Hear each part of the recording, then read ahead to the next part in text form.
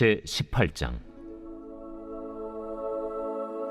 그 후에 바울이 아덴을 떠나 고린도에 이르러 아굴라라 하는 본도에서 난 유대인 한 사람을 만나니, 글라우디오가 모든 유대인을 명하여 로마에서 떠나라 한 고로 그가 그 안에 브리스길라와 함께 이달리아로부터 새로 온지라 바울이 그들에게 감해 생업이 같으므로 함께 살며 일을 하니 그 생업은 천막을 만드는 것이더라.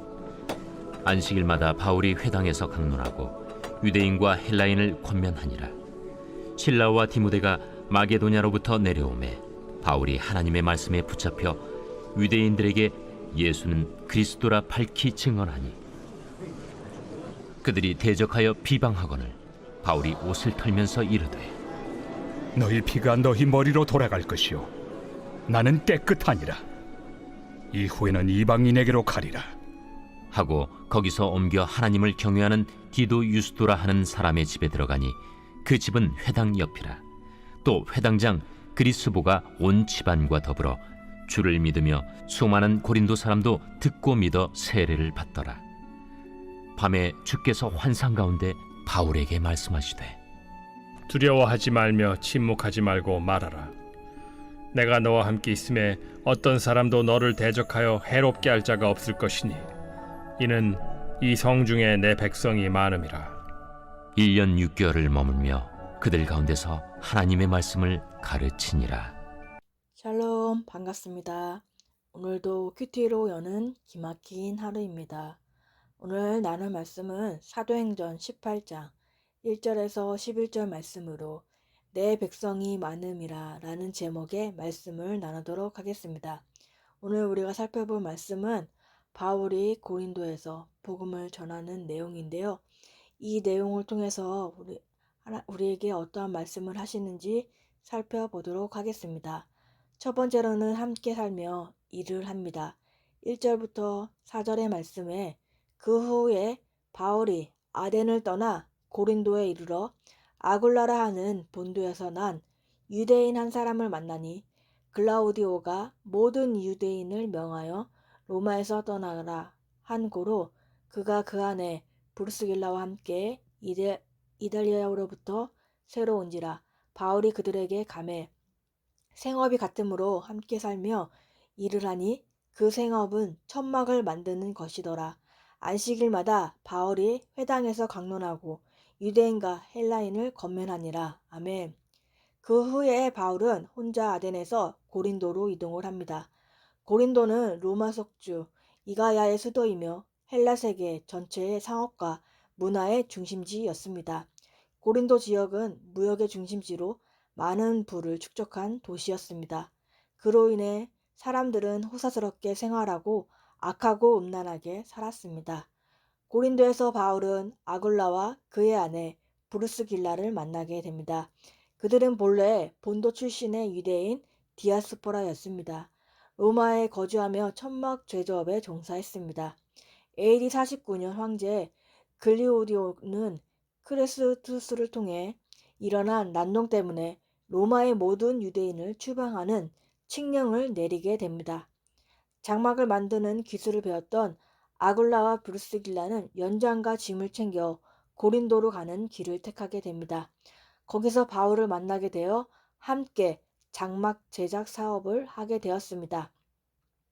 이대 소녀들은 생계를 유지하기 위하여 직업 훈련을 받게 되어 있습니다. 바울과 아굴라는 어렸을 때부터 가죽을 자르고 꿰매서 장막을 만드는 방법을 배웠을 것입니다. 장막은 군인들의 숙소로 사용되었기 때문에 로마 전역에서 널리 쓰였으며 수요도 많았을 것입니다. 고대 장인들은 오늘날 상인들처럼 경쟁 관계가 아니었습니다.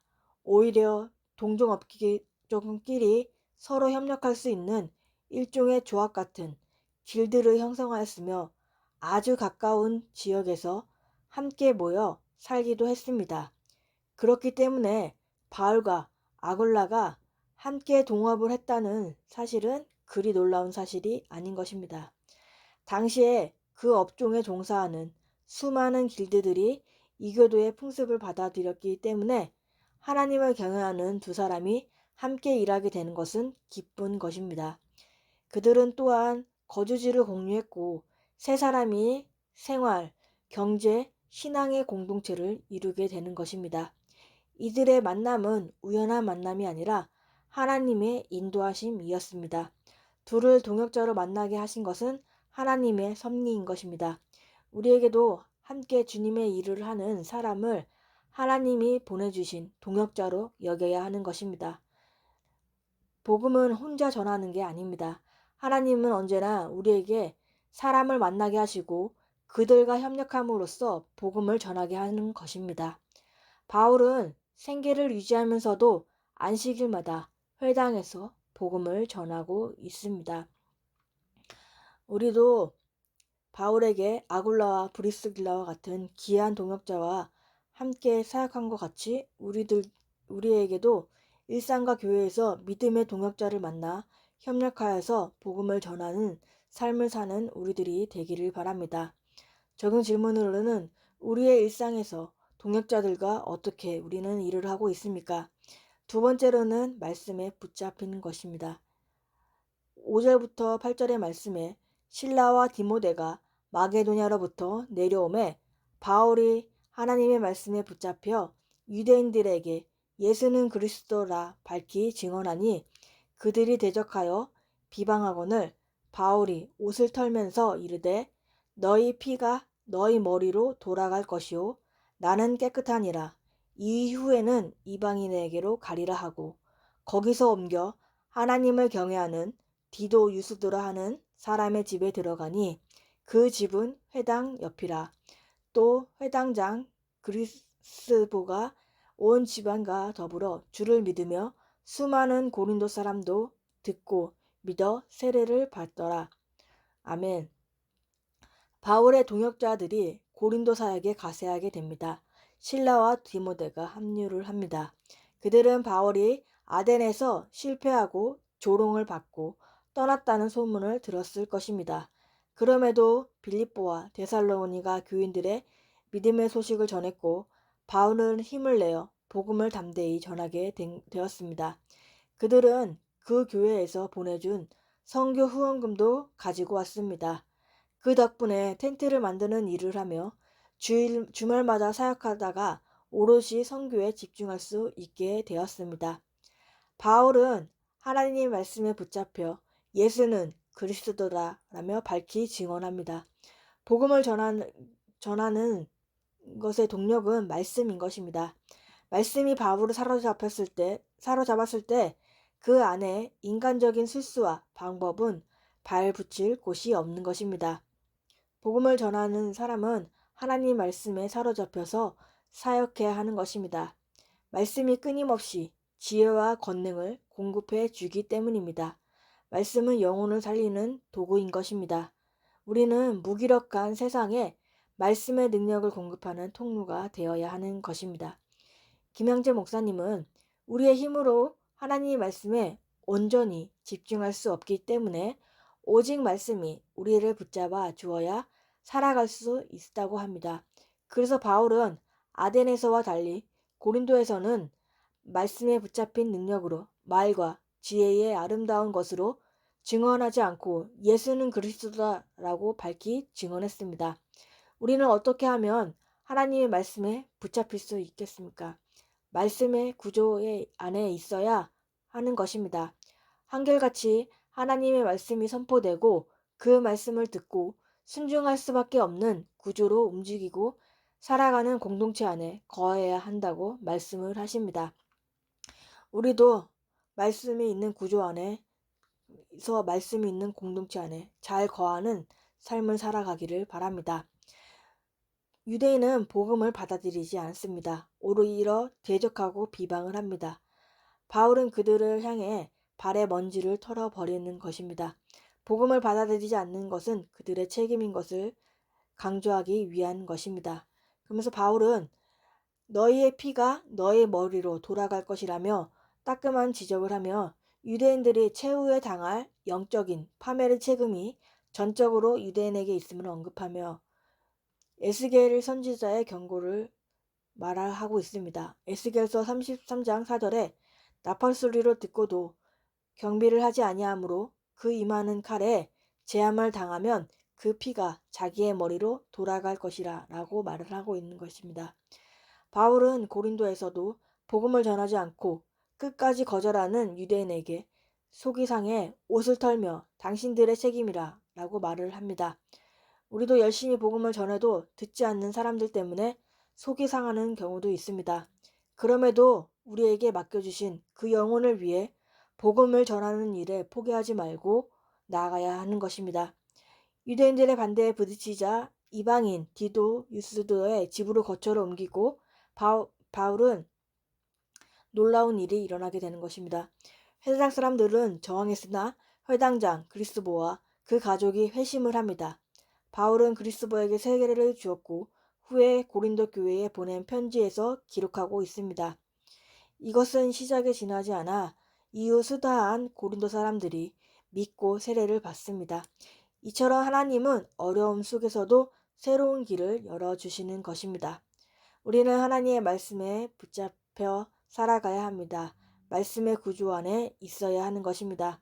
한결같이 하나님의 말씀이 선포되고 그 말씀을 순종하고 듣고 순종하는 구조로 움직이고 살아가는 공동체 안에 잘 거하는 우리가 되어야 합니다. 우리가 열심히 복음을 전해도 듣지 않는 사람들 때문에 속이 상할 수 있지만 우리에게 맡겨주신 영혼을 끝까지 포기하지 말아야 하는 것입니다. 적용 질문으로는 하나님의 말씀에 붙잡혀 구원을 이루어 가도록 교회 공동체에 잘 거하고 있습니까? 복음을 전하다가 핍박을 받은 일이 있습니까? 영혼을 위해 복음을 전하는 일을 포기하지 않고 있습니까? 세 번째로는 두려워하지 말고 말해야 합니다. 9절과 10절의 말씀에 밤에 주께서 환상 가운데 바울에게 말씀하시되 두려워하지 말며 침묵하지 말고 말하라. 내가 너와 함께 있음에 어떤 사람도 너를 대적하여 해롭게 할 자가 없을 것이니 이는 이 성중에 내 백성이 많음이라 하시더라. 아멘. 어느 날 밤 바울은 환상을 보게 됩니다. 그 환상의 내용에는 두 가지의 명령과 그 명령의 이유가 있습니다. 첫 번째 명령은 두려워하지 말라. 두 번째는 침묵하지 말고 말하라인 것입니다. 첫 번째 두려워하지 않아야 될 이유는 내가 너와 함께 있고 너를 대적하여 해롭게 할 자가 없기 때문입니다. 두 번째 침묵하지 말고 말하라는 것은 이 성중에 내 백성이 많기 때문인 것입니다. 두려워하면은 말을 할 수가 없습니다. 바울을 두렵게 하는 것은 고독감, 외로움, 무기력, 고린도에서 마주한 거부감일 수도 있습니다. 가나안 땅에 들어가기 전에 여호수아에게 주셨던 약속과 말씀을 상기시키는 것입니다.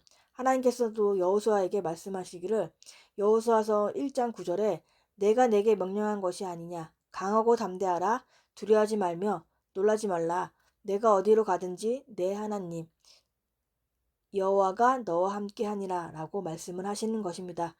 가나안 정복을 앞두고 두려워했던 여호수아에게 강하고 담대하라고 말씀하며 용기를 주시는 하나님이신 것입니다.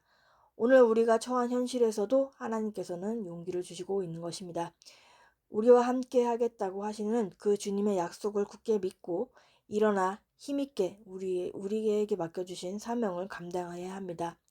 주님은 바울에게 동행을 약속해 주신 것입니다. 함께 하겠다는 그 약속인 것입니다. 그 약속이 실제로 확실히 이루어지고 있습니다. 실제로 하나님은 이성에 내 백성이 많다라고 말씀하시며 모든 사항을 다 알고 계심을 보여주고 있습니다.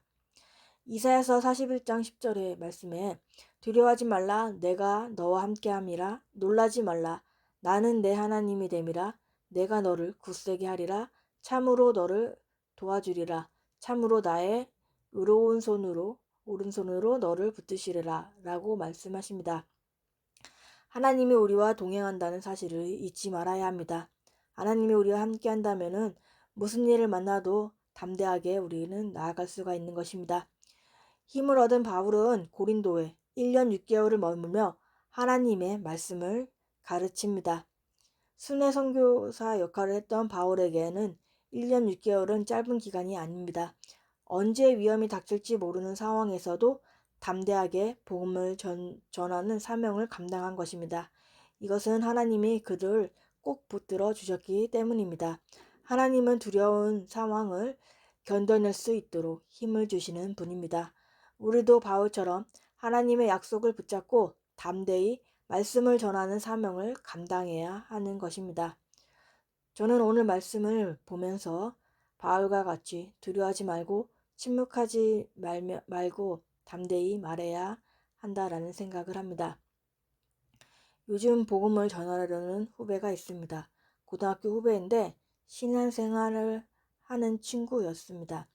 우리들 교회에도 2번이나 방문하였지만 말씀에 대한 반발을 하며 반감을 가지다 다시 자신이 다니던 교회로 갔습니다. 그 친구가 고난이 많기에 말씀으로 삶이 되었으면 하는 마음으로 우리들 교회를 인도하였지만은 거부하고 가게 된 것입니다. 그러다가 몇 년 전에 힘든 일이 있다며 연락이 왔습니다. 교회를 다니냐고 하니 갈 만한 교회가 없다고 해서 우리 교회로 와라 했는데 주일에 일을 한다는 말을 듣고 안타까웠습니다. 그래서 생각이 날 때마다 가끔 보석상자에 글을 보내주면 글이 이렇다느니 저렇다느니 글에 대한 피드백을 하면서 저에게 보냅니다.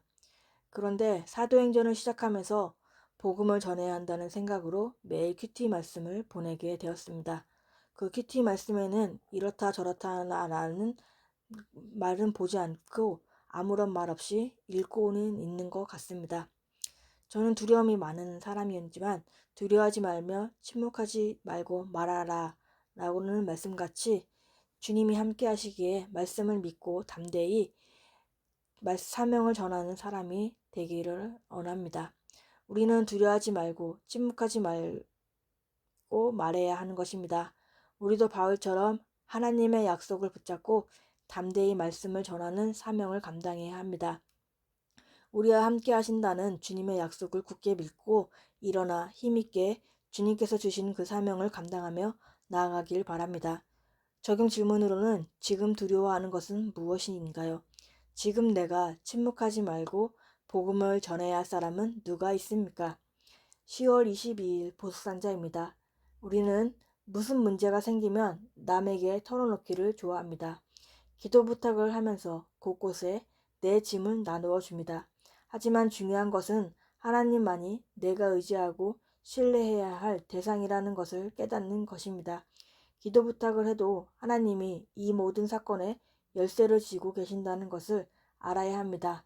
하나님에 대한 신뢰가 없으면 아무리 기도 부탁을 해도 응답받을 그릇이 못 됩니다. 기도하겠습니다. 하나님 아버지 감사합니다. 오늘도 말씀에 허락해 주심에 감사합니다. 바울과처럼 우리에게도 일상과 교회에서 믿음의 동역자를 만나 협력하여서 복음을 전하기를 바랍니다. 말씀에 붙잡히는 있는 우리들이 되게 하여 주옵소서. 말씀의 구조 안에 있어서 그 말씀을 듣고 순종하는 공동체 안에 잘 거하기를 원합니다.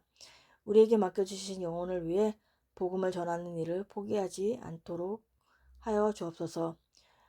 우리가 두려워하지 말며 침묵하지 말고 말하길 원합니다. 우리와 함께 하신다는 그 약속을 믿고 나아가길 원합니다. 하나님의 약속을 붙잡고 담대히 말씀을 전하는 그 사명을 감당하며 나아가기를 원합니다. 다음 세대에게도 구속사의 말씀, 복음이 전해지게 하시고 세상에 휩쓸리지 않고 말씀과 공동체에 잘 붙어갈 수 있도록 도와주옵소서. 오늘도 말씀으로 살아내는 하루가 되게 하시고 주님의 은혜를 부어 주옵소서. 예수 그리스도의 이름으로 기도합니다. 아멘.